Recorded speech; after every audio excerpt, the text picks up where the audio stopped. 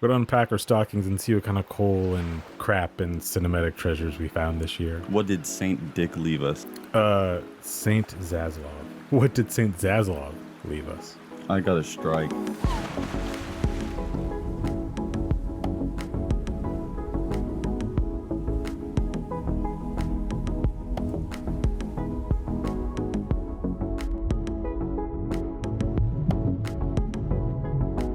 Year of 2023. Welcome to the end of the year Shallow Cinema, and also as a trivia bit. This is the earliest we've ever recorded an episode. It's kind of weird.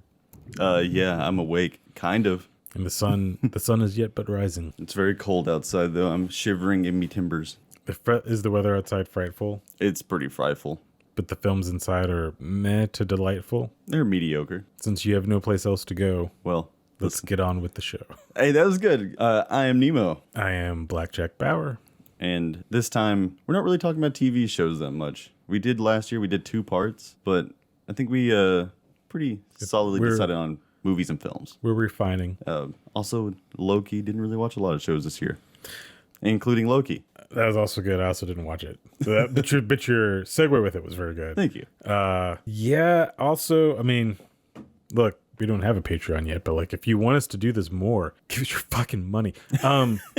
Life gets in the way, and there's certain things you do and don't see, which is we do also have at the end of this a little list of things we missed this year that we do want to see. But also when it comes to TV shows, it's like, how much of a bad show would I keep watching? Exactly.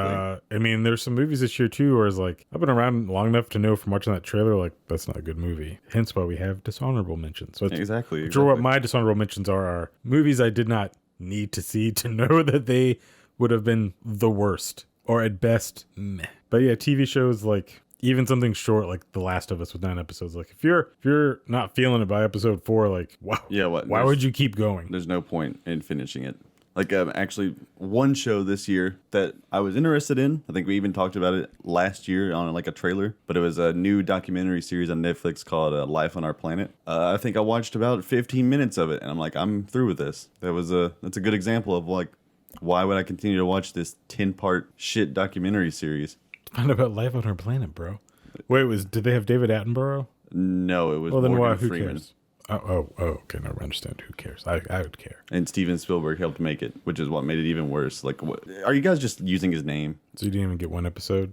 No. And that premiered this year? Yes, it did. And then Prehistoric Planet Season 2 was on Apple TV. Watch that instead. Much better. And it's got Richard Attenborough. Maybe that might be another theme of 2023 is Apple TV sneakily just kind of be like, hey, just saying, like, it's pretty neat over here. Look at all the money we spend. Absolutely. It's been a very strange year for movies in general. Just, with the actors strike, all that stuff. Of course, the threat and the fear of AI. It's kind of been a buzzword of like, if a movie is bad, people are like, this was written by AI. But it's like, it has become a recent thing.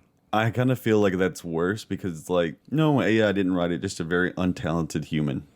I've even had some instances where I do feel like, did you get the prompt from an AI, or did you feed a writer's writing back into an AI? And it's like, and now here's the milquetoast version of this. Yeah, that feels more appropriate. But I actually think a lot of it's probably up to like editing, not shitting on editors. I mean, studios editing, which we'll get into when we get to my worst stuff. And also, as it kind of came out, at least one studio, Disney, not thinking ahead and just like literally like, just film stuff. We'll put it together later. Yep. Which, and Secret Invasion would be one of those. That one didn't help the AI conversation of the scripting when your opening title sequence was clearly actually done by an AI. And they're like, no, it's on purpose, guys. If it's the plot, and it's like, which I mean, I guess it kind of did like to a point, but like not in the way that you ever would want it to. Well, that it's lazy and disappointing. Yeah, well, yeah, that. So. What I have, we have not discussed this, so I assume we'll probably have a couple crossovers, but might be hopefully our shortest episode. See how tight we can keep at the end of the year. Yeah. But I've got best, worst, missed, disappointing, or meh. But I mean, disappointing. I'll explain my meh, and then the dishonorable and honorable mentions, and then some mists. But generally, I'm going to keep it to 5. I don't really have a lot of the dishonorable mentions, mostly just because... You know what? Actually, I lied. I have 5. Never mind. All right. Well, I think we will start with worst I think that's a good one. Go to disappointing and then best, and we'll go 5, 4, 3, 2, 1. Absolutely. And then before number 1, we'll hold everyone in bated breath, and we'll go over some of our honorable, dishonorable mentions. I like that. It's add a little suspense to it, which is what some of these movies really needed. So starting with number 5. I don't know if you'll put an effect on that or not, or If this is a YouTube video, it would be like a really flashy, like After Effects. Like, 5. With the worst. And the worst for me, and this is, I did struggle with these lists of like, I did too. oh, am I rating this on like what was like important and culturally this and like hit its marks here? Or am I just talking about for me what I enjoyed and didn't like? And I'm going to say like I pretty much leaned on the for me. I think at the end of the day, that's appropriate. I did the same thing.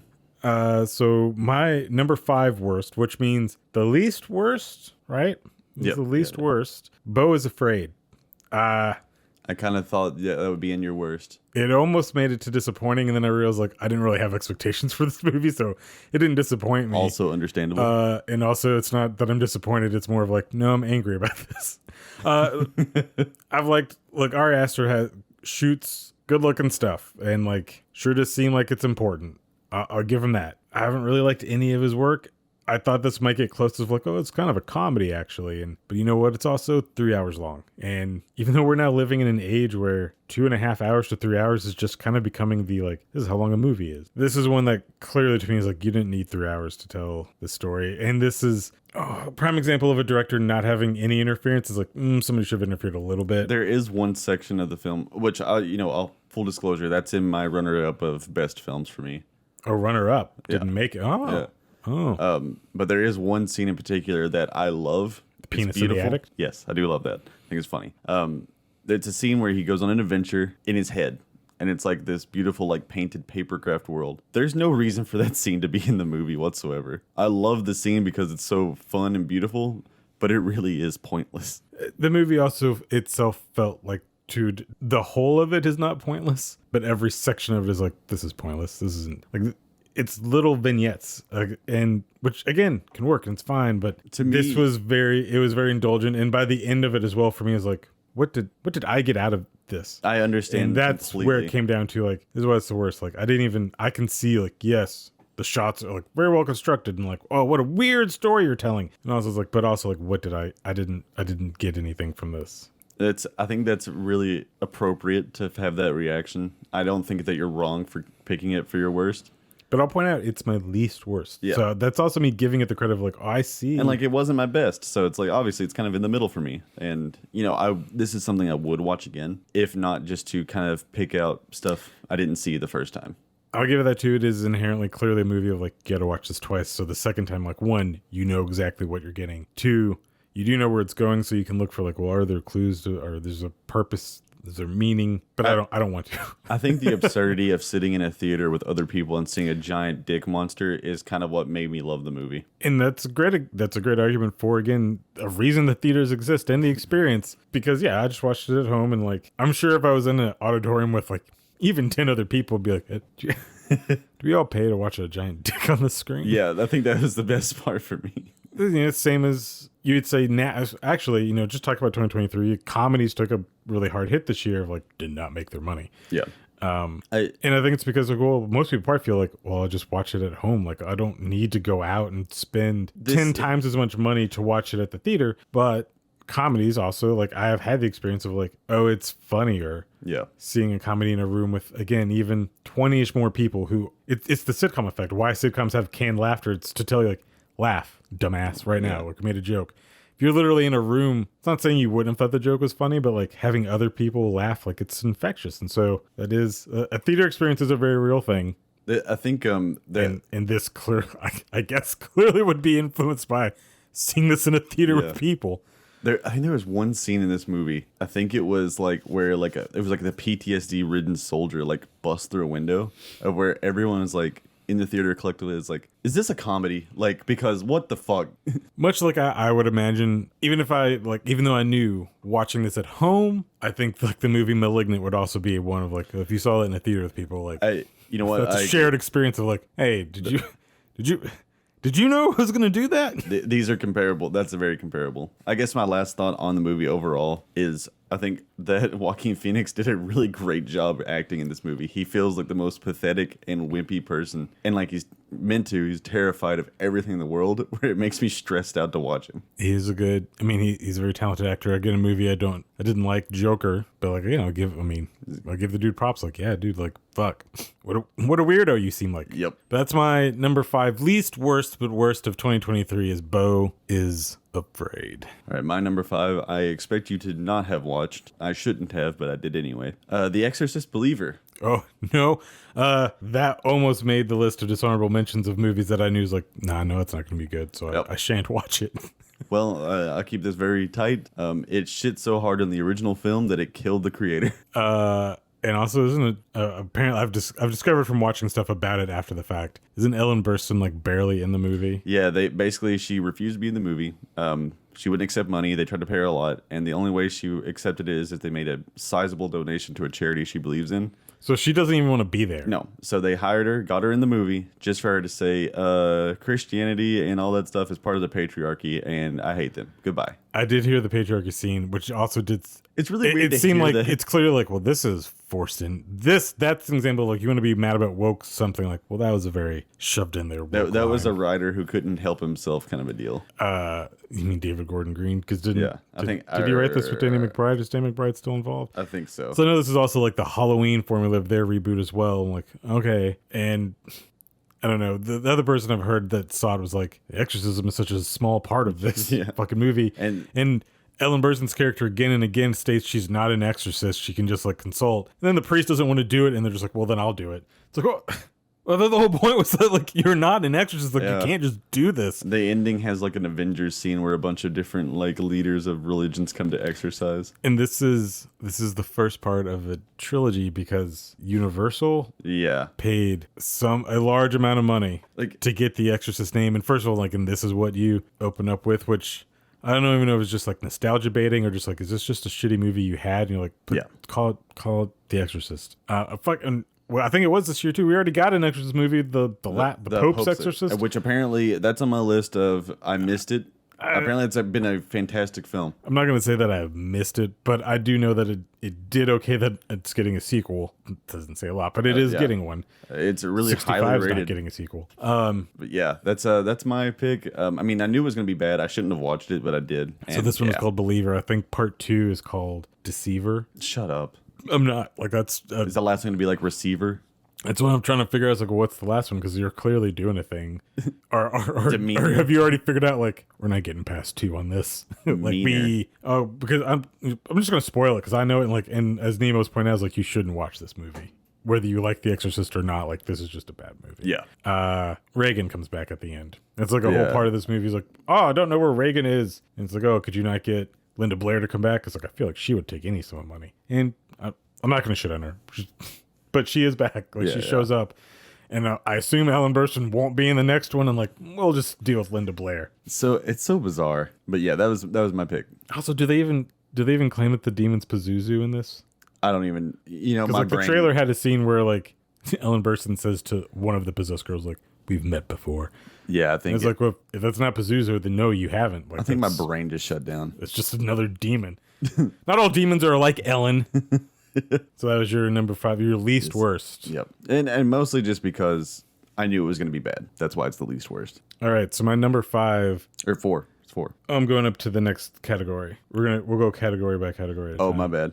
So my number 5 disappointing. Sorry.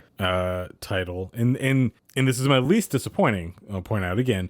But in this disappointment, it's kind of like, ooh, I expected something more. So it's not that they were bad, although the number 1 is kind of a little bit bad. But the number 5 is, no, this is good. I just thought it'd be more. Yeah. And that was Evil Dead Rise. Really? Which I'm sure you probably thought would be on my top. It was at first, and I thought about it.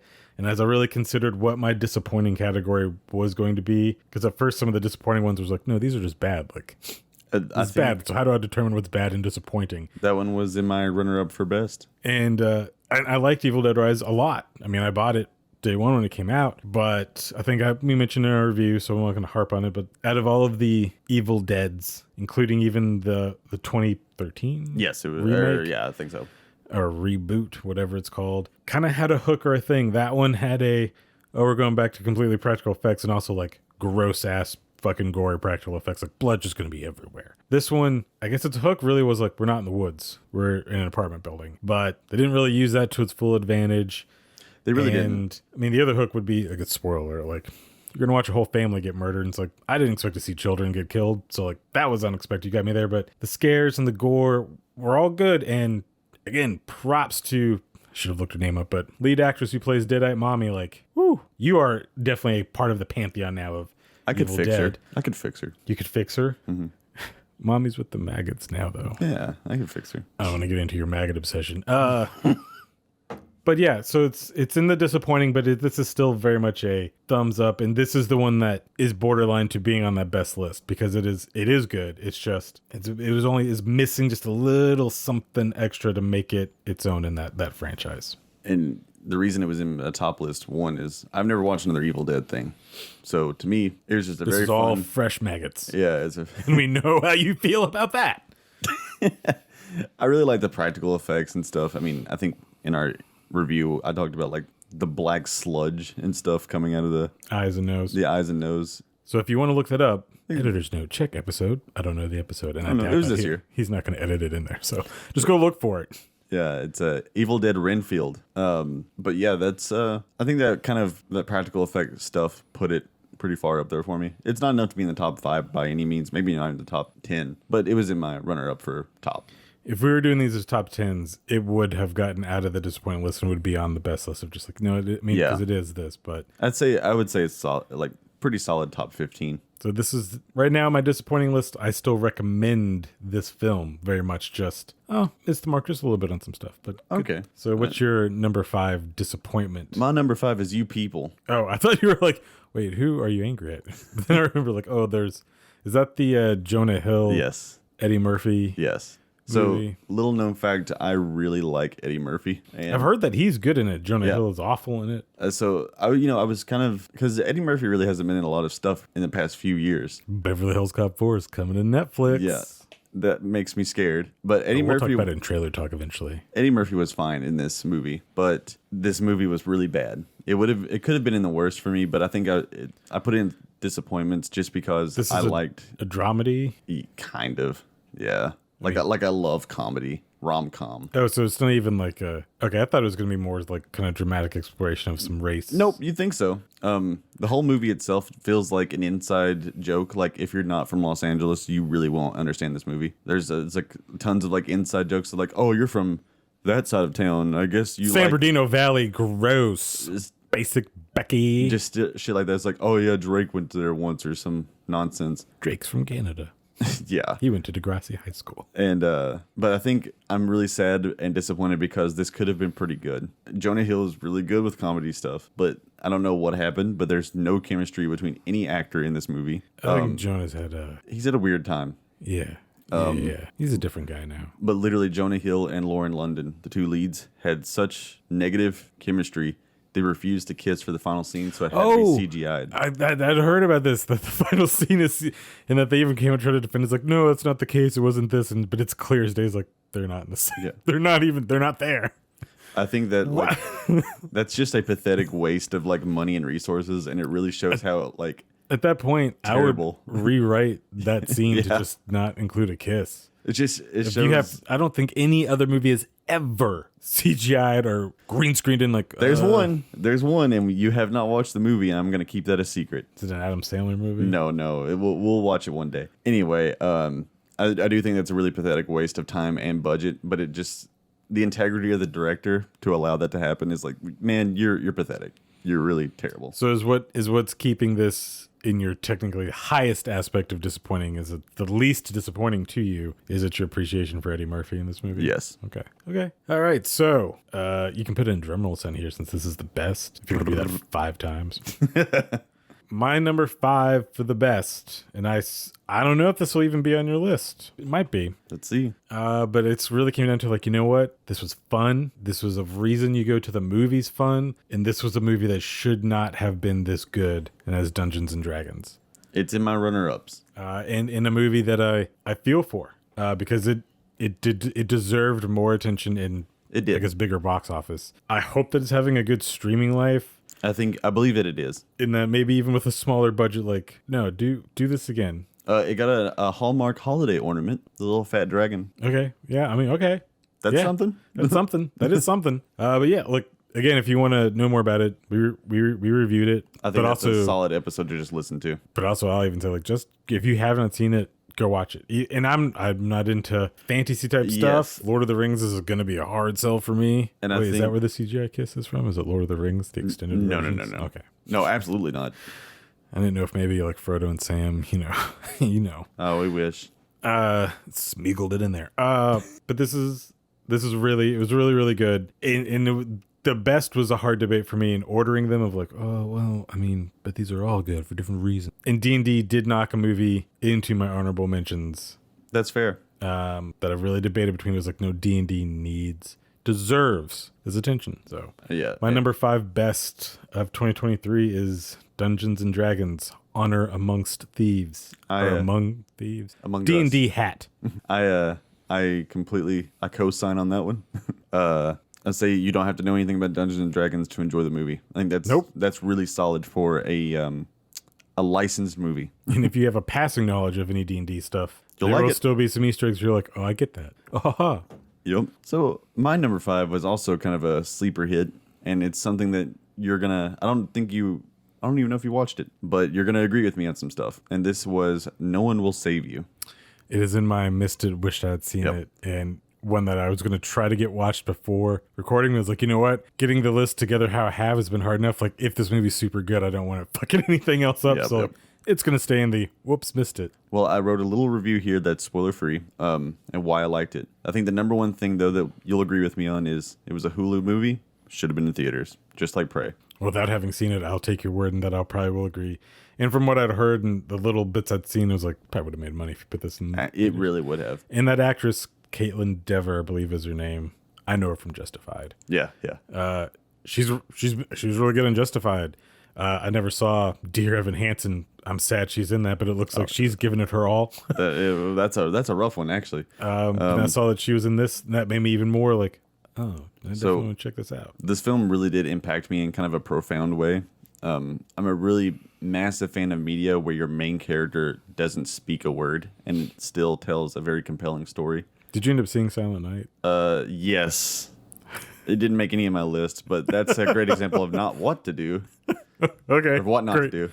Because how often in a year would you get 2 examples of a movie that's largely going to have no dialogue in it? I could compare this to kind of, not the same action or anything, but how the show Primal made you care for the characters despite them literally not being able to speak English, like at all. Oh, all right. So this one is, it's a story of an alien invasion with a protagonist who is a complete outcast in her small town. Wait, how many books are in the young adult novel series of this story? That's a joke. Okay, you got me. Because there's was it The Fifth Wave? Yeah. Chloe Grace Moretz? Yeah. I'm sure there's another one out there that's also aliens invading. You got me. I think the Twilight Woman wrote a book. Yeah.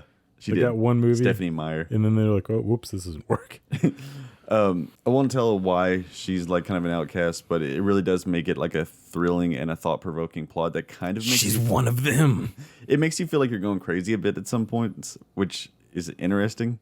That's good. It has really amazing cinematography, and I was really thrown like for a loop with the creature designs. Do you think this will get a physical release like Prey did? It just will take 12 to 18 months? It should. The cover itself is just a very nice looking cover. And was this, I know it was on Hulu, was this produced by under 20th Century Fox? That I'm not sure on. But yeah, this one is it was just really good. I think it deserves to be seen in the theater. Highly recommend it. The ending is something I've never seen in a movie. Did you look up, did this ever have an option of going to the theater, or was it always intended like this is what it's made for? I could find out. Or if it was like bought and Hulu's just like, fuck it, we'll put it up here. Let's see. Apparently it did have a very limited theater release on the 19th of September, and it was released on September 22nd through everything. And it was a 20th century film too. It had a showing at a theater in New York on the 19th to be like, this movie exists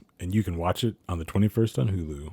Yep. It does have some pretty mixed reviews. It's like a solid 6 out of 10 for a lot of people, but I think it was really, really well I bet done. if we look back, I bet Prey actually has more mixed reviews than we probably think. Probably. Because a lot of people probably be like, oh, this is a woke predator. How does a girl beat a predator? That I have seen that before. Woke predator. Girls are too weak to take on a predator unless it's a female predator. Yeah, that was my number 5. Say the title again. It was No One Will Save You. All right. And No One's Gonna Save You for my number 4 worst movie. We'll go to honorable mentions at the end. Like Hell yeah. This should come as no surprise. I'm not going to dwell on it. And there's a reason that it's number 4, not higher. Nemo's smiling like he knows what I'm going to say. I don't know. I'm curious. Five Nights at Freddy's.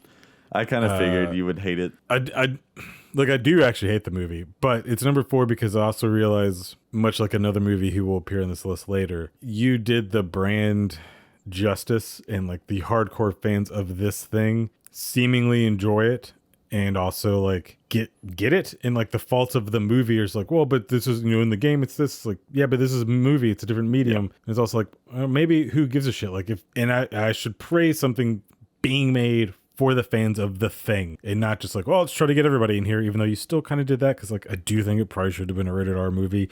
And it's part of why I don't like it either, is like, I want to see animatronics kill people, and I'm not getting that. I'm getting this really sleepy boy having his weird, stupid dream shit that somehow connects to this boy. Anyway, and this annoying ass cop who's like pretty sure has had some brain damage. She told everything in her own way, dude. And again, I've actually now since watched videos where people in the game it's actually done this. It was like, okay, yeah, this is a movie. So it's not the worst because it also, for what it was supposed to be, it maybe is, if not, I'm not gonna say the best, but like the better of adapting that and treating your fan base correctly. And coming from someone who likes Transformers and like largely has never gotten a Transformers movie that's actually what I want, like, yeah, I probably would. I mean, I defended the Michael Bay ones a little bit early on in the years because it's like, well, but it's Transformers. I mean, they do transforms. I kind of got what I wanted. Well, these do Five Nights at Freddy. So. But this, I do see like this is even more coherent to the game players, because again, it's like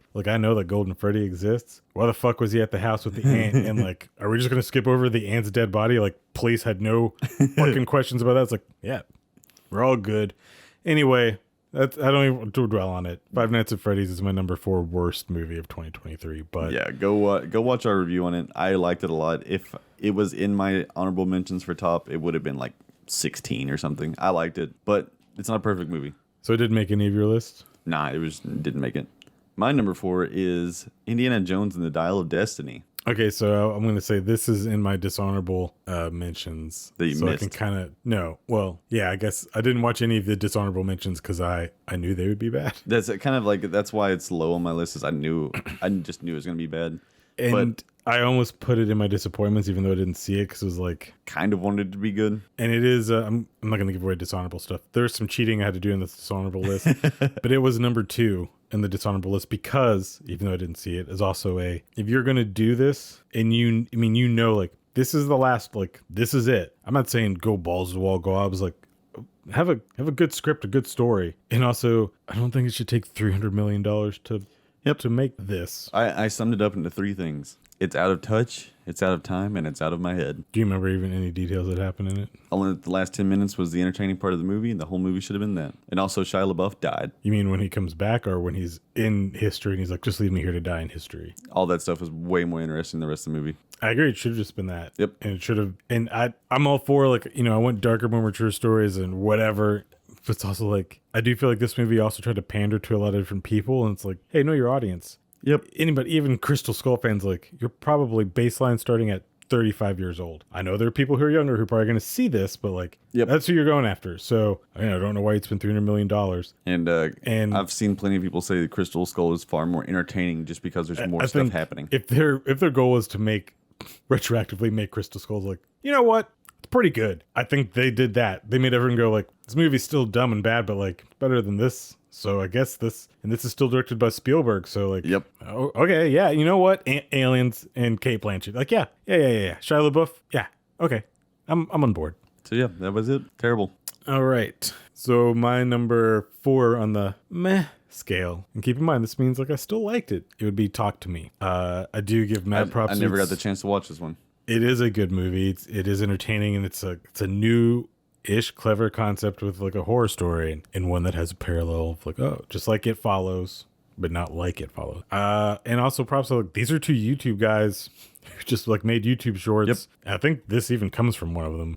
And like when you see this, like sure their direction is top notch and the performances are good. It was just, it didn't really scare me. And I didn't feel fully explored with the idea of the hand and other stuff. But that's, again, would I recommend this movie? Yes. Am I looking forward to the inevitable, obvious sequel that we're going to get? Yeah. And like, I hope that you improve, like you give me more of this and you improve on the little bit of sauce that I feel like was missing. Yeah. So my number 4 disappointment, my number 4, is Talk to Me. I feel like we approached our disappointments far differently, because the ones that were disappointments for me were ones that were, most of them were bad movies, but they just disappointed me in some way. For you, was it like bad movies where you see the kernel of like, oh, there's a good movie in there? There could have been, yeah. But like it's like, I think it's like all this AI bullshit. It's like the what could have been. My number 4 was Wish, and I shit on that movie for the whole year. And I almost had it as my best of the worst stuff. I'm going to say, one, I did not see Wish. And so it is, though, in my dishonorable mentions, and it is the cheating part was I put Wish and Indy 4 together. Yep. And so they were my number 2 dishonorable mention, and Wish gets it because, not that I would have been the audience for this period, but this is supposed to be the celebration of everything Disney and 100 years of Disney. Yep. And you've told me some stuff, and I've seen other things now too. And like I knew there would have to be a little ham-fisted of like shoving some like, there's Bambi. Yes, yeah, exactly. But still, that it should have been executed in a way of like, even though it is blatant fan service, that the fans go, yeah, that's the stuff I like. Yeah, there's Bambi. Great. Here's all my things. Not saying exactly, but kind of like Spider-Man No Way Home, where it's like, I know what you're doing, but like, I like what you're doing. I feel comfortable in this nostalgia. Did not do that whatsoever. And it also is very clear of like, and I think even one animator came out anonymously and was like, yeah, no, we didn't want to make this. We were told, do this. And just the story seems bland. And it's like, and this is the celebration of everything you all have as a company done in a century. And this is the effort that you put forth into it. So, the phrase gets thrown around a lot. Wish upon a star? No, well, yes. But like, back in my day or when I was a kid. But truly, I think this is one of those that encompasses. Oh, you don't? Okay. I thought you meant in the movies. Like, no. They say that in the movie a lot? That's weird. It's just, I have it as my disappointment because I'm ashamed of what Disney has become. Do they build the Magic Kingdom in the movie? Like the castle from Disney's logo? Is it? That's just the castle. Okay. Does it switch from the logo to that castle into the movie? If it does, I missed it. I mean, if it doesn't, that's kind of like the easiest layup of like, why wouldn't you just, okay, whatever, fuck this fucking movie. Yeah. But I didn't see and knew I didn't need to, but. So, yeah, when I was a kid, Disney had major hits and misses, but all those misses normally went straight to TV or VHS or DVD. Now it feels like that line is blurred. Or even ended up having a cult status. I mean, the end of the hand-drawn, the 2D, but Treasure Planet and Atlantis. I feel like there's something else that goes in with those two, but those two specifically. Emperor's New Groove. That didn't hit. That's my favorite now. But that didn't hit. But now, almost 2 decades later, people are like, this is really good animation. Yep. This is pretty good. This is pretty good stuff. And I think that's what made me so disappointed is they tried to attempt to make it almost look hand drawn with 3D effects, and it just looks cheap. It looks unfinished. I think more time with this, and I think had it been started earlier, and was actually someone's passion, could have been something good. Then what that art style, what they're attempting to do was to meld the two, which I would think like, yeah, that's clever and would be cool and unique, and also like would celebrate because part of your history is Pixar and 3D and like. That's all you make now. Yeah, I think that's the last thing is, you think for 100 years they might try to even make something original, but no, this just tied into, that's the fairy godmother from what is it, Cinderella? I think that was making a story that ties all of the stories together is original, which... No. I mean... Nope, not at all. I disagree. When you're talking goat characters, like, I'm going to start Zootopia. It's fuck off. I wouldn't be angry with that. Like, I would, as soon as I realized, like, oh, you're going to literally make this, like, the world of Disney is here. And you're building an MCU of Disney, I guess. Well, as soon as I saw that's what they're doing, I'd be like, okay, they already that's have what we're going to do. It's called The House of Mouse, and it was a great show when I was a kid. Maybe they should just made a House of Mouse movie. I would have loved that. Was Mickey in the movie? No. I don't understand then why you'd shove any details in if you're not going to literally have... The mouse. Even just a mouse. It doesn't have to look like Mickey. Just have a mouse and like, oh, name it Mickey. Yeah. Fuck me. Yeah. Let's move on. So that was your number 4 disappointment? Yep. Okay. Just I'm angry. It's of what could have been is my disappointment. I'm angry about this child's movie that I wouldn't have watched, period. All right, well, my number 4 best Let's get something good here. movie of 2023. This one moved around a couple of times. Didn't ever leave this list, but like it shifted its numbers. But it is, and I don't expect it to be on yours. It is Across the Spider-Verse. Yeah, that was my runner-up. It almost made like the top. Can't deny just the insane amount of animation and detail. That's my reasoning too.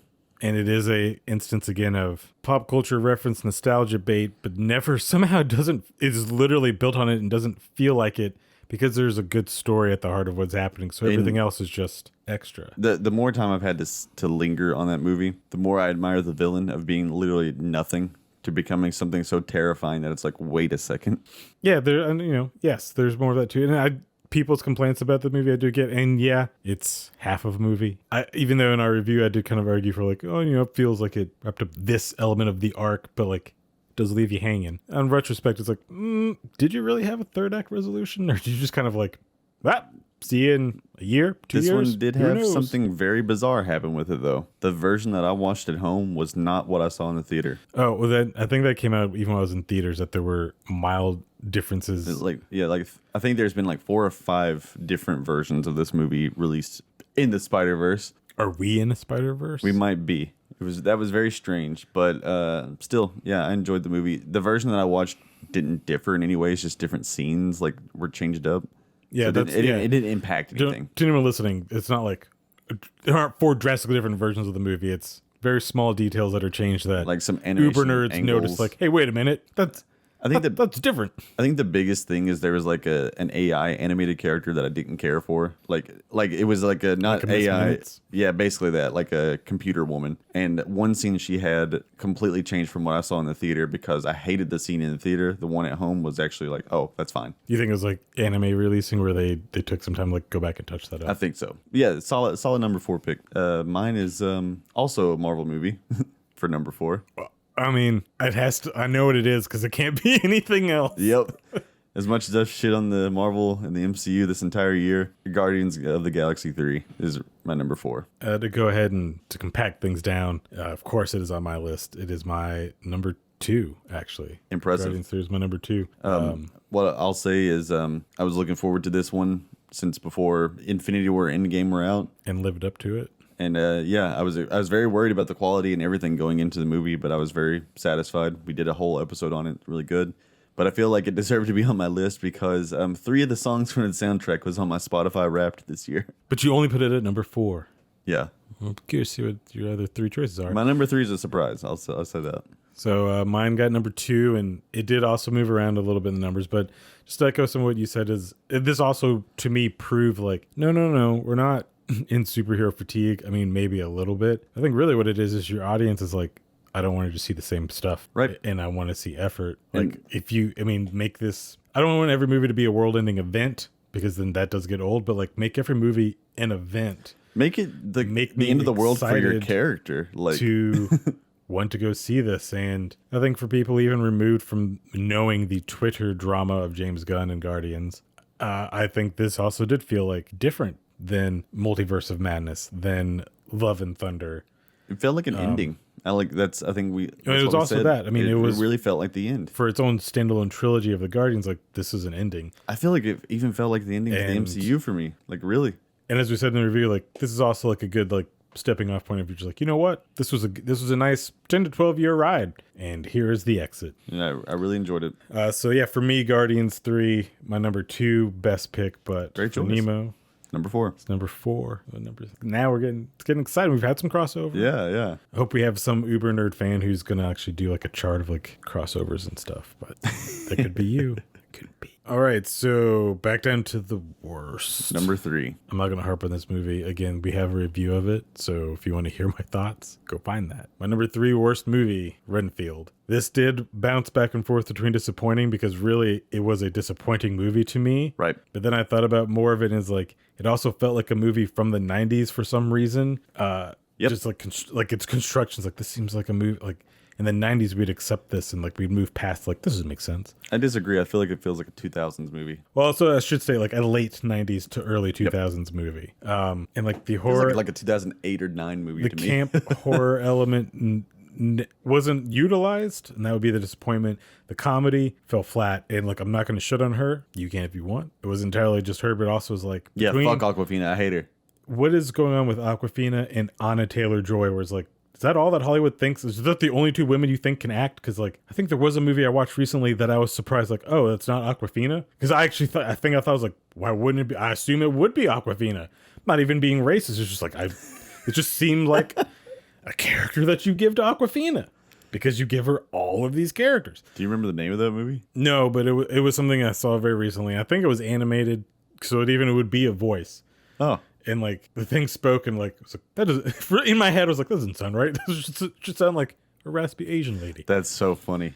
But yeah. That was my number one disappointment. Fair. And all it was is, well, one, I watched fucking 5 Nick Cage movies this year. Didn't realize that till yesterday. Are you okay? do you need to talk to somebody? I'll say only one of them was actually bad. That's good. Did you see Dream Scenario? Yes. Okay. Almost made it my top 5. Oh, ooh. Wait, which one was really bad? It was The Retirement Plan. Didn't care for it. Oh, you're the second person to tell me that that's not good, and it's like that's a shame. That seems like a really easy. It had lots of fun stuff in it, but I just got really bored. Fair.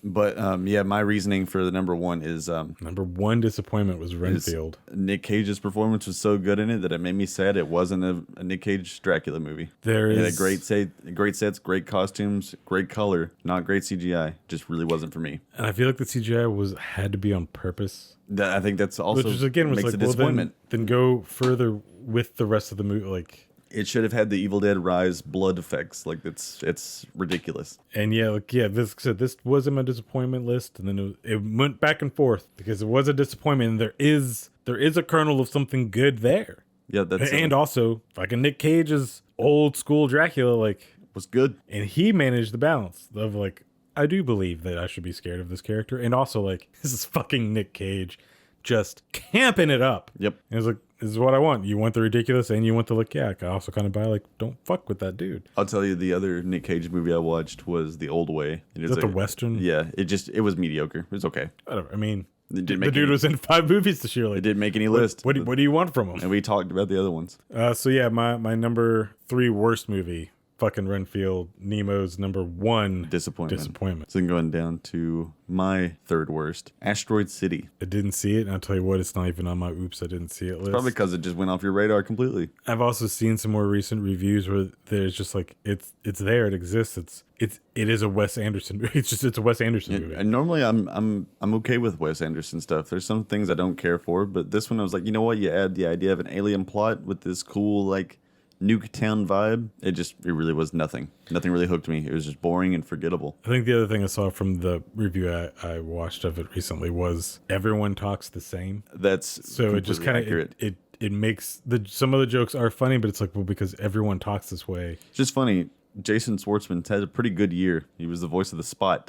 For him to not really do a lot of great acting in this movie, it kind of sucks. Feel bad for him. Is he not doing great acting in this movie, or is he doing great acting in this movie of being? You know what? That's a good point. Yeah, he's acting exactly how Wes Anderson wanted him to. Right. So Asteroid City's not on any of my list, but like that's your number 3 worst movie. Yeah, I don't want to harp on it too much, just because like it's nothing. Did it ever have a chance of being on the disappointing? Oh no, I guess your disappointments were even more worse movies that you wish could be better. This one you're just like, that's fine being what it is. I had no expectations for it, so that's kind of why it can't be a disappointment if I had no hopes for it. All right. Well, moving up to the mad disappointment list, the number 3 movie for me is Mario. Yeah, I kind of figured. It didn't make any of my list. It almost didn't for me, but then I was like, no, I had to watch it. and Yeah. and at one point it was in the worst, and it's like, which FNAF was. It's like, no, I'm not going to put both of them in the worst. And this one only gets where it is on the disappointment list because also was like, well, I guess you gave mostly kids and Super Mario nerds. Oh, I don't mean that, but super nerds of Mario what they wanted. And even for me, it was like hearing certain startup music. It's like, It's kind of wild to hear this in a theater. But at the same time, what a bland, just brand spread of a movie. Compared to other brand movies in this year, I can really agree with that. And I mean, everyone's guilty of it and has done this, but I almost feel and the animation does look great and very cool. So I'm not shitting on Illumination or their animators. They did a great job. But I almost kind of I almost wish that DreamWorks had this, because I feel like DreamWorks would have tried to do more with the story or tell more jokes. Yeah. So this was, again, it really was just built on it really you recognize this, don't you? Well, here we spread it over some stuff. Even though the Mario Kart bit, which was kind of cool, and you're going to Rainbow Road, but it's just kind of feels like you're doing this just because, and you're not doing anything fun with it. I don't know if we mentioned our episode because there's information that came out later where we talked about Mario, but apparently a lot of the music, the pop music in the movie was added last minute, and there's full-on tracks for all of those scenes. And the Mario Kart scene where it plays Take On Me has an original Donkey Kong song that's remixed into this really awesome thing, and it's Jungle Japes, which is one of the best Donkey Kong songs. And they just took it out of the movie literally last minute. No, we didn't talk about it, but that does seem like an Illumination thing of, hey, we don't have 4 pop culture songs in this. And that's why that took that out of any of my lists. That are way too old for any of the kids who are watching this, and for any of the adults who do get to Take On Me, which are just going to go, why is this song playing here? Yeah, I think that's literally everyone's reaction. I know this song, I get it, but I don't get it. Why is this even a temp track? But those tracks are on the original soundtrack. So if you go listen to it on Spotify, YouTube, you can listen to it, and it sounds great. Someone did a remix of where they put it back in the movie, and it fits perfectly. So this disappointment, even though it's number 3 for me, it is closer to being on the worst list versus my number 5, Disappointment Evil Dead, closer to being on the best list. That's fair. My number 3 disappointment, I don't know if you watched it yet. Don't know how you feel about it. Rebel Moon. You can say whatever you say about it, but I'm going to say no, I did not watch it because I also already know that there's apparently a different cut of the movie. That's why it's in my disappointments. And I thought about it. It was why would you do this way? It's oh, you know what? Because they want to get that Christmas view, those hits. So put out the PG-13 version for the kiddies to watch. Yep. And then put out another version. And then you're also just getting secondary clicks. This one almost made my worst list because it really feels like a manufactured attempt at a release the Snyder Cut, where people are going to be like, this movie sucks. Zack Snyder said there's another cut. Put that one out. It feels fake. I feel like what I just said, I think is what the case is, where it's you can cut this down in a way to make it PG-13, and for the Christmas weeks, we can get, anybody can watch this. Mm-hmm. And then also, deliberately so, everyone seems to like that Snyder Cut bullshit, so and then we'll tell everybody, there's an R-rated version too. Yeah, and then he came out and said, oh yeah, that movie's completely different than this one. It's almost like a different universe. And it's okay. So it constantly breaks the Chekhov's gun stuff. They introduce these characters that have special abilities that never comes back. Because a few headlines that I've seen not wanting to read reviews do seem to indicate even just they know just wait for the better movie, I guess. And I'll say, and again, credit to him, all of his director cuts are better. No matter what you think about him, it's well, they're better than what was put in theaters. I think that's why. Maybe that's just going to be his style. I do a theatrical thing, and then a Zack Snyder all over this bitch. I think that's why it kind of bugged me so much. But the last thing that just disappointed me is this is supposed to be he's oh, well, I didn't get to make Star Wars. I'll make my own Star Wars with blackjack and hookers. It really was too much like Star Wars in the way that it was beautiful, had great creature designs, great world building, but a nothing boring plot with boring characters. Do you think that the Snyder cut of this is going to help it? No, I really don't. Okay. Well, I am going to watch it, but I'm going to watch it when the real version comes out. I'll be interested to see how different it is, because it really does feel like baby's first Star Wars. So we'll do when that other version comes out. We'll do. I would like to do a review. You don't watch it, and I'll watch that version, and we will compare and contrast and review, and be oh no, in my version this happened. So I watched the 40-minute version. You can watch the 6-hour version. So that was your number 3 disappointment. Yep. But you really almost wanted to put it in worse. It almost isn't worse. I think it just disappointed me because it could have been something very original. And he's still teasing maybe it is. Maybe there's original stuff. I just didn't leave it in there. And that's a disappointment too. Shame on him. So as we're kind of wrapping up, because we've had some hits crosses over, but moving into the best. My number 3, the best, is John Wick 4. I kind of figured. I thought that might be your number 1. I didn't watch it. Because I haven't. I watched the first John Wick movie this year. No, there is something like it is very good, and even people who are kind of a little tired in the third one, for the fourth one, are like, oh no, this is good. From what I've heard, Even though it's longer. they took pretty much everything that was good about the other movies and just kind of made a movie with the best. It is kind of like a greatest hits type thing. And it's not, I don't think it's my favorite in the series. And I was a little worried too of like a 2 hour and 50 minute. Like, man, I got a little worn out last time. Where there's some stuff you could have kind of cut. Like, it's cool that you can do all of this and like are clearly doing it for real, but also it's like I can only watch so many compilations of fatalities from Mortal Kombat right before I'm like, okay, I need to stop. Like, I can't. Like, I'm tired now. But for the whole mostly 3 hour run of that movie, it's like, nope, I'm good. And like, it even kind of plays into it at a point where there's a gag of these stairs he's got to go up and he keeps getting knocked down him towards like, you feel like, oh, God damn, John. Like, yeah. oh, we just got to the top. God damn it. But there are some standout things in this one. Like, they're all in all of them. And it does have a good conclusion. And what I hope, honestly, even though it made a lot of money, has a good conclusion for the series. And to just be like, good. That's good. Just stop. That's pleasant. And that one never left the best of list, but it moved around a lot on there. But it ended up in the number 3 position. Nice. My third one was a complete, I'll say it was like a spontaneous moment. I had a free AMC ticket, last one I had for December. Decided to go see Willy Wonka. Yeah, I went and saw Wonka. Number 3. That's my best. I'm lying. It was Poor Things. The Emma Stone. Yes. I don't know what you call it. I would love to talk about this one. I'm not gonna spoil anything. This is a good episode one. But yeah, absolute last minute edition. It's kind of like a retelling of Frankenstein in a way. But with like a dark comedy aspect. Is to this it. a prequel to Lisa Frankenstein? No, apparently that's getting good reviews too. What? Yeah. Okay. What? The sets and the color design are incredible, and Willem Dafoe and Emma Stone both are delivering great performances. Willem Dafoe is just fun in this movie. He's like top of game. But what made me really like the movie, and it surprised the hell out of me, was Mark Ruffalo. He's acting like he's never acted before in anything. Oh. I would be surprised if he doesn't win some kind of like Oscar, Golden Globe, anything like that. That's one of those performances where you realize like, oh, that's what it means to be an actor. Like, he might not even be stretching his range, just like you have never seen him do this before. It's like, oh, you are acting when you're doing this other stuff. Yep. Okay.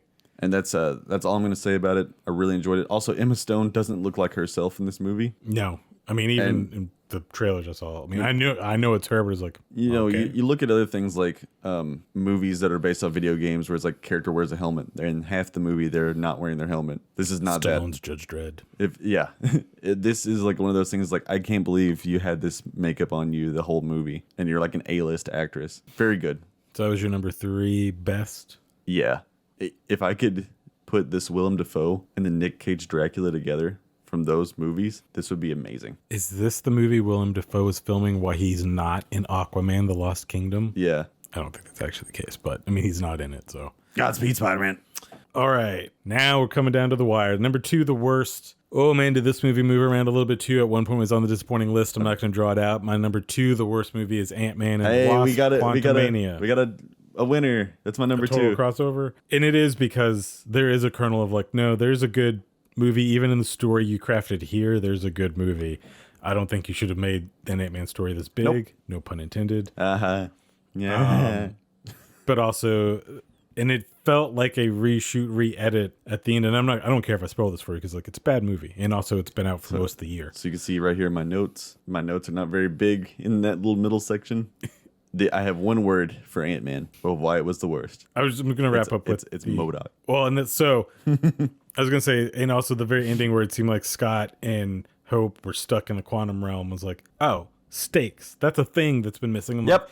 And also like, it's not like super dour, but like, oh man, that's fucking sad. And there's a poeticness to the story too of like, you just got your mom out of here. Now you're fucking stuck in here. No. And then immediately, you didn't even give it 5 seconds to sit. And you're just like, nope, it's fixed. It's fine. Come on, let's go. I think the fact that we recorded a whole episode about it and it corrupted and we just said, fuck it, speaks pretty loudly for that too. Yeah, nobody cared. Like everyone knew it was bad. It was bad. And it could have been better. It should have been better. And it never made it. It never made it in the episode, but and you finish your thought. I think like every comic book movie this year, except for Guardian, also showed the studio or producers or someone else getting involved in editing and not understanding what the story was going to be or should be. That's a great. And maybe that's the AI. Maybe an AI algorithm didn't write it, but someone read an AI algorithm and went like, I got it. I'll go fix it. And it's like, no. None of these were, and that's the thing is none of these were big swings either. These are all the safest, most boring, bland swings, and you still fucked it up. Yep. 2 of them being, we'll get to it. But yeah, so that's my bit on Ant-Man. Like I said, all I wrote was the one word MODOK. It was so terrible. The CGI was awful. You turn like what most people say is like a big villain character into just like kind of a comedy character. I mean, you had to know like no one's gonna take this. Like he's a weird looking character to begin with, but like didn't that you Avengers did this thing with game his face fix MODOK? Like the Avengers game made it actually kind of something kind of terrifying. I know that game sucked, but they actually had a real design for him. They did have. I mean, it still looked like MODOK, but yes, they went with the more menacing version of him versus the Hulu animated series with Patton Oswalt. Yeah. But also, it's like you had to know the look of that dude's face, the way you stretched it in CGI. Like it's gonna be any stupid. terrifying bit would be undone, and like we're never gonna be able to settle in because we're just gonna be like, what the fuck is wrong?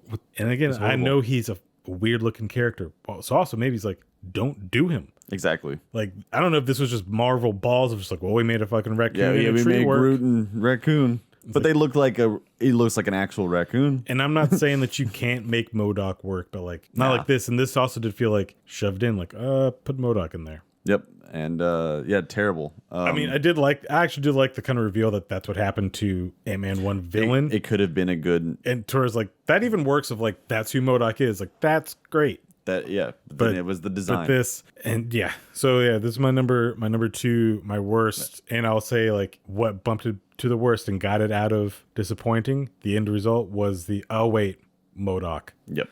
Like whatever defense I had was like wait. MODOK. That's pretty big there too.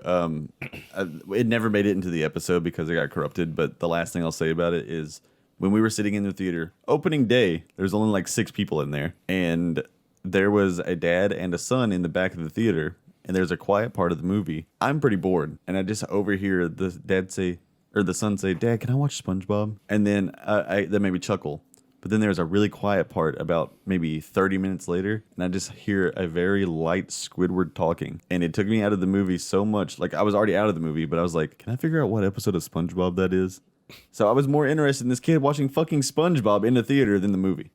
There you go. That's why it's number 2. So I guess we could just move right on up to, for both of us, number 2 disappointments. Or have we already covered your number 2 disappointment? No. Okay. I won't talk a lot about it because we do have an episode on this. You can go listen to it. But mine is Transformers: Rise of the Beasts. That didn't make any of my list. It's in these disappointments because it's a pretty fun movie, and I got to have some Transformers fun. For the first time ever, the humans weren't entirely annoying, and in fact, we're like, okay. And kind of equal billings. Like, I'm spending as much time with the Transformers as I am the humans, so like, fine. And it appealed to some nostalgia of like, Unicron, that's from the good animated. Yeah. That's from my childhood. But it was also like, it didn't have the heart of Bumblebee, which over time I've realized like, this is just a solid, Bumblebee is just an actual good movie. Yeah. Optimus Prime was very annoying in the movie. And also, I mean, it wasn't the character assassination that the Michael Bay movies were of like, well, you turn him into a psychopath. But he was like, well, you turn him into a whiny bitch. And he just ignored everyone. And I get that was his character arc and like, whatever, he overcame it. But like, it was a bit much. And it just, again, this is another case of like, it wasn't bad. Just lost potential. It could have been better. And also, I mean, even I'm not a Beast Wars fan, but I was like, why did you call this Rise of the Beast? They're barely in it. It's at the end. I mean, they get more screen time than the Dinobots got in their fucking movie. But also, like, 2 of them don't even fucking transform. Or we don't see Rhinox. Rhinox doesn't speak, and maybe he does transform, but Cheetor, I don't think we see transform. And if we do, it's in the background. Don't see Air Razor transform, which is like one of your actual 2 beast leads in Michelle Yeoh, and is like, did you do this to sell toys? If people wanted to find out what the fuck she looks like transform, buy the toy. Very strange. But I do think this movie didn't do great. It made the least out of everything. Of the Transformers films, even Bumblebee. But I think it did also push its merchandise, which is a big part of these movies. So absolutely, I think we will still get a sequel, and I have high hopes of it again getting better. That's why it's in the disappointments that it wasn't bad. I'm not looking forward to this G.I. Joe crossover thing, but oh yeah, but yeah, that's my number 2 disappointment: Transformers: Rise of the Beasts. All right, my number 2 is Napoleon. I'm sure you didn't see that one. No, but it'll be on Apple TV soon. Joaquin Phoenix. I've heard it's funny. It is a little funny. I'm normally a big fan of Ridley Scott's stuff. And Joaquin Phoenix and big penises. That too. But when it's paired up with the other biopic titans this year, this one just feels so pathetic. This was the year of biopics. Yeah, this feels like a fan fiction of a historical figure that isn't fun, but you compare it to something like Hamilton, where it's meant to be fun, even though, there's no accuracy in it. It's just fun with history. This one feels like it was like, we want to make something epic based on a real dude. Do you think there's a Snyder cut of this movie? I would. If there was, I'd be surprised. I think the moment of the movie that really just kind of killed it for me and disappointed me is when he started shooting cannons at the pyramids of Egypt. Did he not do that? I don't believe so. I think we might see some giant cannonballs in the fucking pyramids if he did. Very strange movie and very boring. So is it one that you would or wouldn't recommend if a disappointment? It's just because I'm just disappointed in Ridley Scott. In Joaquin. Yeah. Joaquin, you had him at the beginning of the year with Bo, and then you fucked it with Napoleon. Yeah, you really fucked it up, dude. All right, so, we've already done my best number 2, which was Guardians 3, so... Mine is Godzilla -1. Oh, that means I bet Oppenheimer's number 1. Yeah.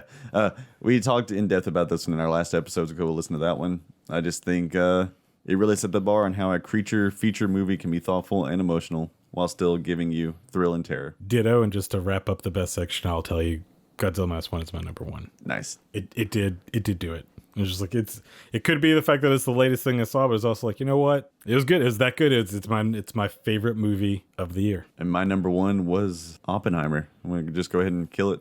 You like that Cillian Murphy butt. I know. Yeah, dude.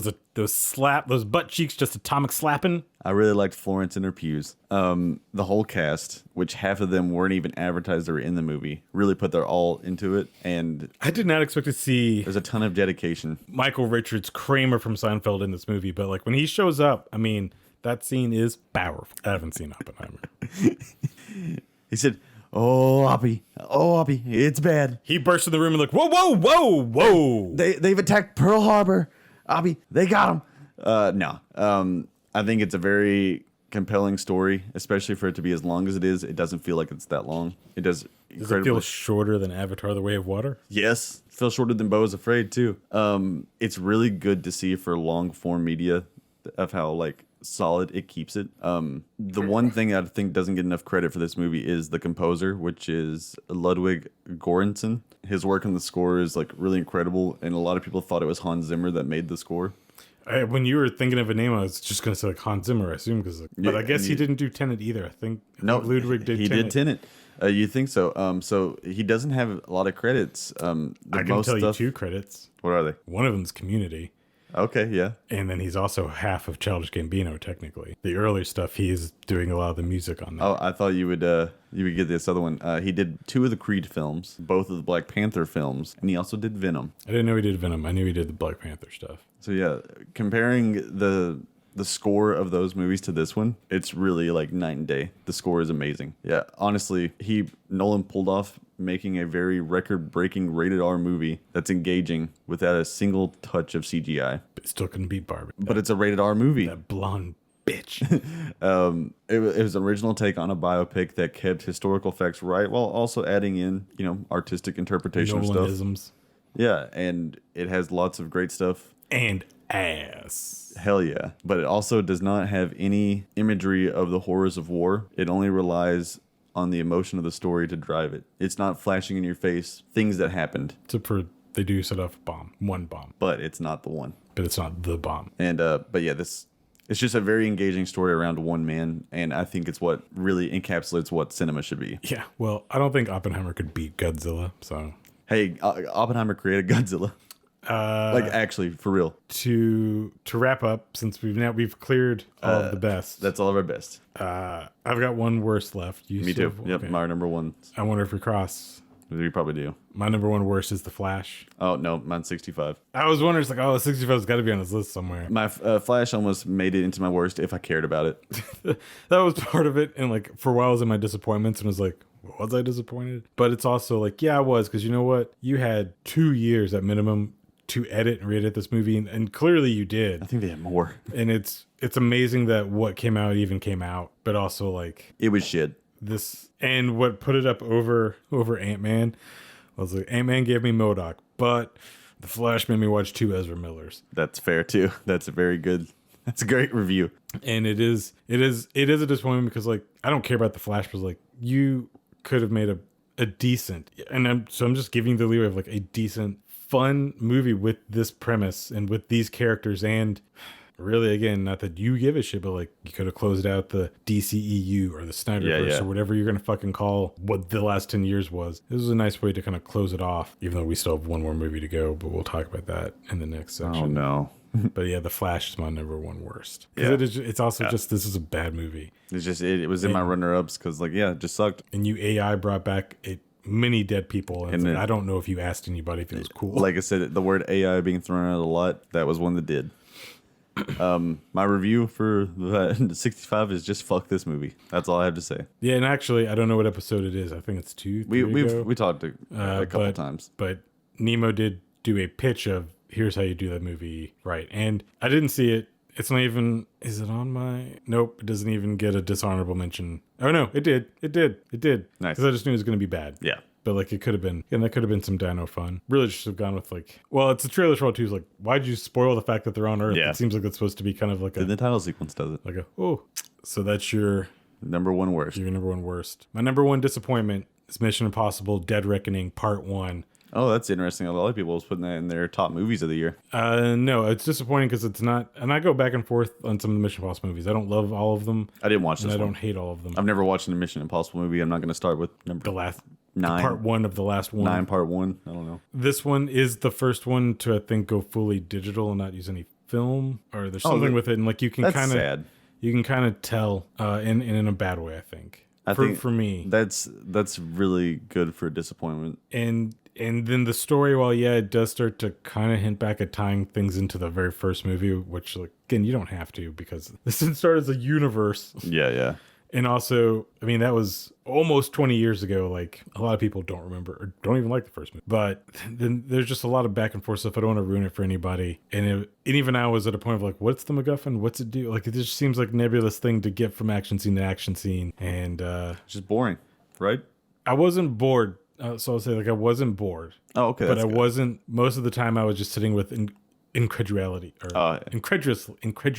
There you go. At the screen of like, how are you there? Yep. So it wasn't even like, oh no, he jumped from this plane to here. It's like, no, I believe that happens. But like, oh, is he in Paris now? Oh, okay. Yeah. Just like teleportation. Why are they there? Why aren't they caught here? And this is a disappointment. That is a disappointment to the point, and it didn't do great. I mean, it made money. Yeah. But so much that I think they are changing the title of the second part to not be called Dead Reckoning. Yeah, the Slobbenheimer took over. And that's the other thing too of why I probably didn't do as well as it could have, is 2 weeks later Barbie and Oppenheimer came out and like just cut whatever legs it was going to have. But that doesn't change what the movie was. And also the balllessness that Paramount has of like, so you went ahead and called this a part 1 and now you're just like, the next part's not going to be called Dead Reckoning. Okay. And also probably shouldn't, like you should have done what Dune did and it's like, don't put part 1 in the title. They'll find out when they get to the movies. Right, yeah. It's part 1. That part hurt too, is like, I'll just wait until both parts are out. Yeah, I can absolutely see that for sure. Because I mean, even for me, like I'm like, whatever. I don't care about the part 1, part 2 shit. And this doesn't take the award for this, but in a year where we had 3 movies, at least mid-cut into themselves of like, come back and see the second part of this movie, not a sequel, the second part of this movie. I feel like Spider-Man did it the best as far as like, I feel like I saw a whole thing here. Yeah. This one does wrap itself up enough, but it's also like, but you kind of didn't do anything. This is like Hunger Games Part 2. Oh, yep. Like you exist, but like, why? And then we'll get to the one that absolutely just feels like they just dead stopped the movie. Was it Fast and Furious? Yes. Yeah. Which I didn't see. It's in my dishonorable list, but I know how it ends. Yeah, just like, really? You just like, roll credits. Yep. And my number 1 was Renfield, so I already talked about it. All right, so to wrap up some honorable, dishonorable mentions. My honorable mentions, I'll just run through them real quick. Yep. Mostly TV shows. But in order, from number 5, The Last of Us. I like it. I liked it. I look forward to part 2. Also, I do like Pedro Pascal. This made me like him a lot more. And I just want to watch him charter children across country in every project he does. Twisted Metal. Again, would I recommend it to almost probably anybody? No. But I did end up enjoying it. I enjoyed the changes they made to it, and enjoy that it did get renewed for season 2, which is clearly going to be what I want, which is a tournament of cars fucking shooting missiles at each other. We do have an episode about that one.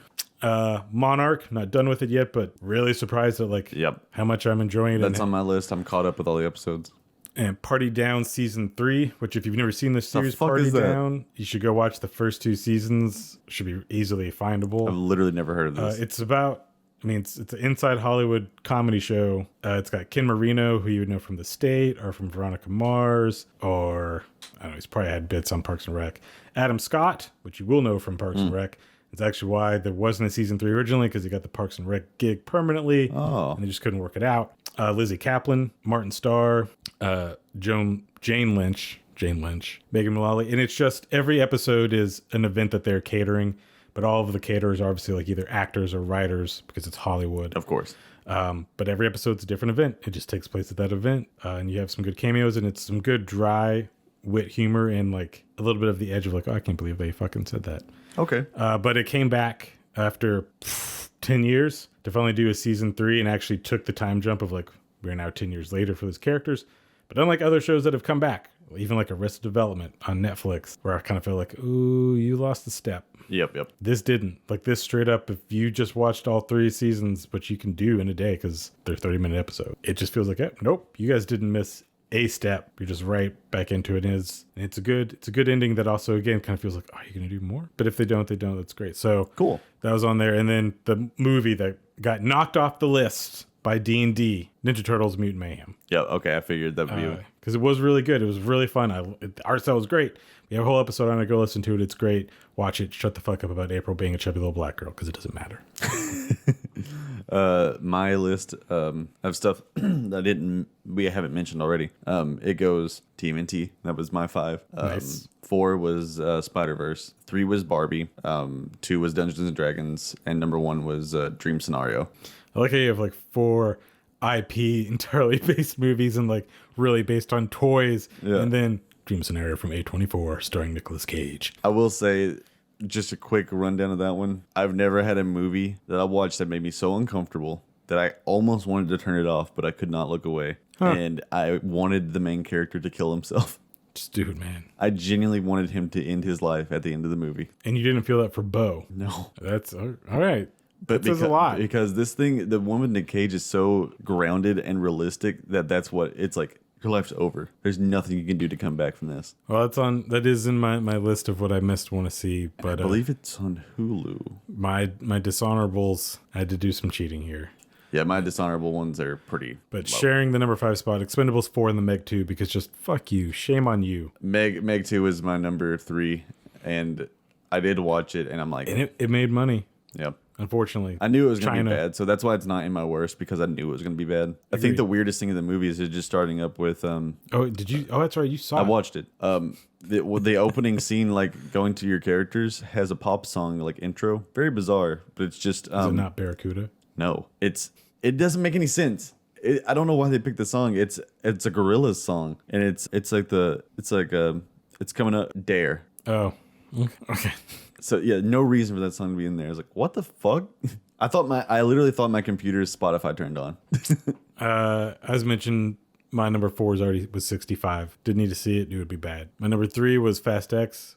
Yep. Again, I have enjoyed a couple Fast and Furious movies, and I can appreciate you just turn your brain off and like see some cool stuff. Fast and Furious is my 5. This doesn't look like anything anymore. Like disbelief being suspended in anti-gravity. This doesn't look like anything. My number 2 was Wish /Indy 4. Yep. Again, on a shame on you effort of like, you should have done better. And my number 1 is The Biggest Cheat. My number 1 is Aquaman, Shazam, Blue Beetle for all of DC literally failing this year, and The Flash would be in here with them because, again, all of these, you had an ability not even to edit it and make it better. Aquaman specifically, which we're not going to really get into, but like it is doing bad. And people are saying The Flash wasn't that bad, which that should tell you a lot. That's awful.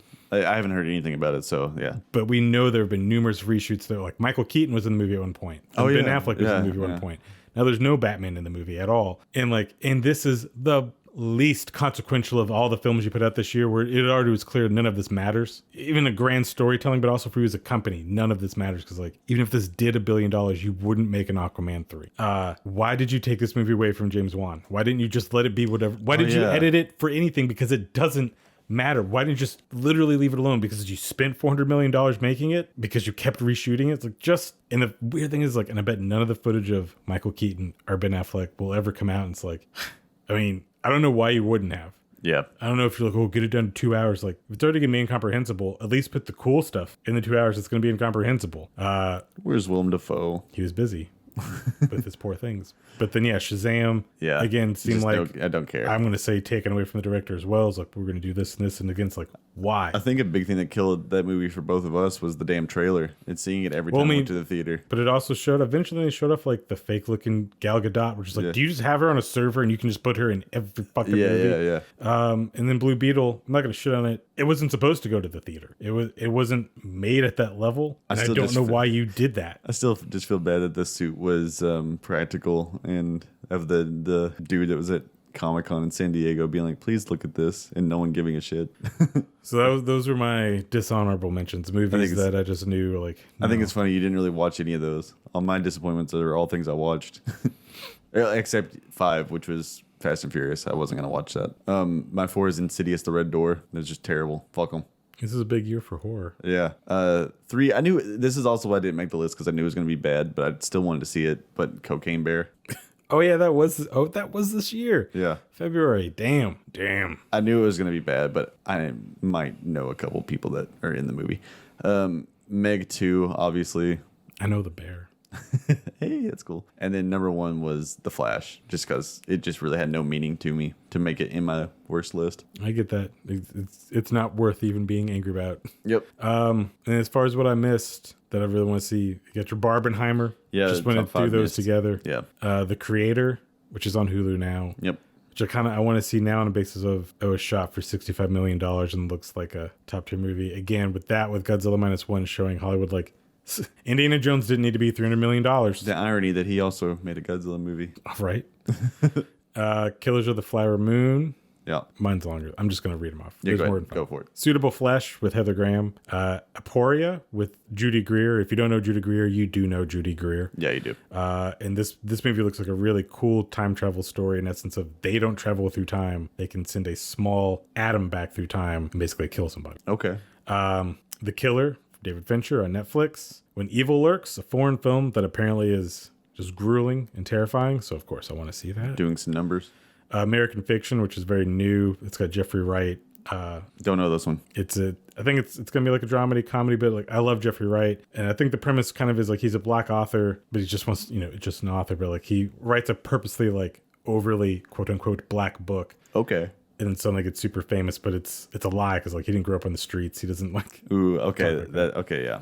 And then the last one is They Clone Tyrone, which is on Netflix with John Boyega. I heard someone talk about this and how much they didn't like it, but they've also said they don't like other movies that are really good, so I think they might be stupid. And it's going to be bad, but I think it also is interesting. A lot of these were things that were interesting to me. So those are I think that's 9 movies that I missed in 2023 that I will get under the belt. My list could be massive. I just stuck it to 5. It's not about size, Nemo. Oh, yeah. Put it back in your film can. 5 is The Holdovers for me. I really wanted to see that one. I think that's on Hulu now, too. If it is... Or it might be on Peacock.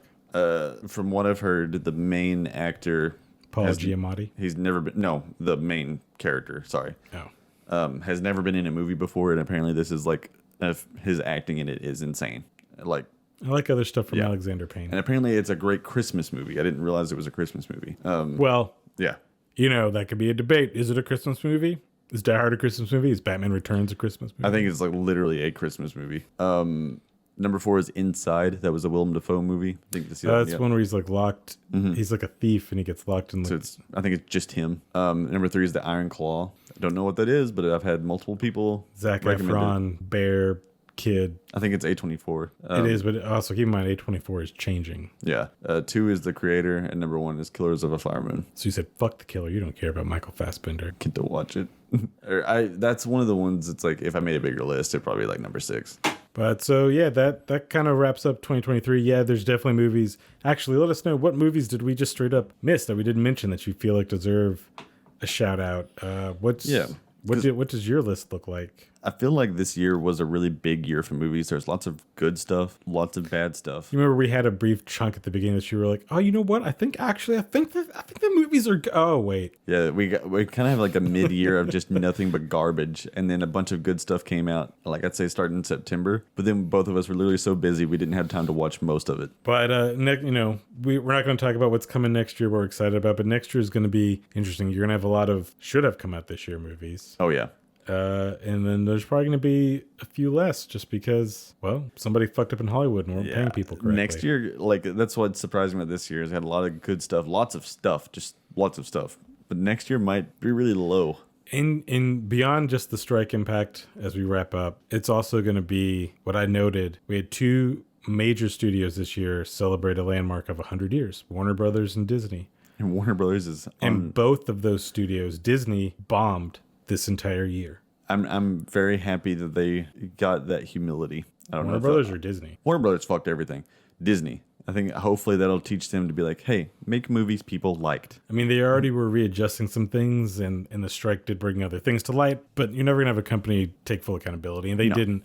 But you look at what they released, both Marvel, Star Wars, and just Disney-wise, and Elemental's about the Elemental and Little Mermaid, but the only things that worked, and like they didn't even work that big.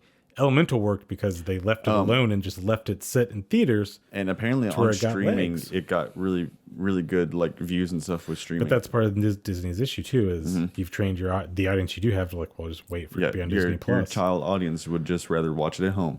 But also most of what you produced is bland and is boring. It's not fatigue. It's like you're making, if we are questioning, did an AI write this, whether a human did or not, it's like, you have a problem. And we talk about Warner Brothers, I think, in every episode. And then, you had Warner Brothers that also had a lot of bombs, but also had a lot of just like, we're just going to delete shit. They're literally like, Warner Brothers could go bankrupt. There's a high chance that Warner Brothers might not be around in 5 years. Well, there's other news, and again, this is an episode with news, but to have those two studios celebrating these landmarks and ending the year out like this. And literally to butt fuck that celebration, or that the weight of those anniversaries. And didn't think about how far we've come. It's like, how far have you come? Because like is this what the legacy is? It about anything anymore, or is it just about right now? It sucks. It really does. And so because of that, though, you've had Disney, but Marvel's also pushed back to where next year I think Deadpool 3 is the only superhero movie coming out. I believe it is at this time. Because DC also won't have anything until 2025 with Superman. If they still exist. Well, if anything, they'd become part of Paramount, as that's been. Yeah. But with that's incredible too. Of like, oh, sorry, there is one more comic book movie next year. It's Venom 3. Oh, Sony's still fucking things around. Well, I mean, we could talk all about the Sony Spum universe because there must be another one because isn't Madam Web coming? Oh yeah, Madam Web and